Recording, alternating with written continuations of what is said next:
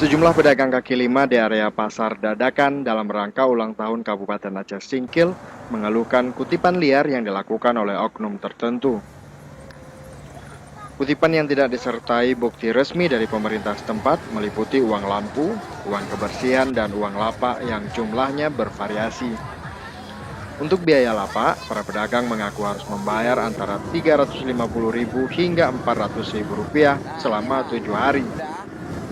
Biaya ini dinilai terlalu besar dan memberatkan pedagang, apalagi selama acara berlangsung kerap turun hujan. Tidak hanya itu, warga juga mengeluhkan besarnya pungutan parkir di lokasi tersebut. Kutipan biaya parkir sebesar Rp3.000 untuk sepeda motor dinilai hanya akal-akalan, karena pada tiket parkir tidak terdapat cap Dinas Pendapatan Daerah.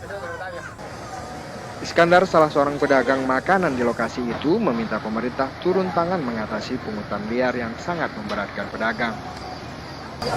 Keluhan kita pedagang-pedagang kecil ini, kita cuma satu, mengharap pemerintah Aceh Singkil untuk acara-acara kayak gini menyambut ulang tahun kabupaten, ya setidaknya mereka programnya pro rakyat lah.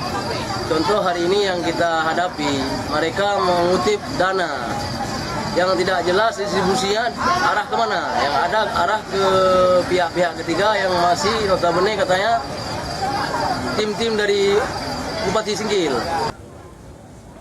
Pedagang juga mengaku kecewa dengan pengelolaan pasar dadakan yang dinilai tidak profesional.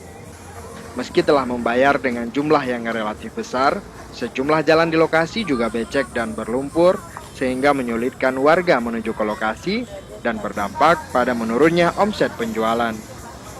Dari Kabupaten Aceh Singkil, Muhammad Studi melaporkan untuk Aceh Video.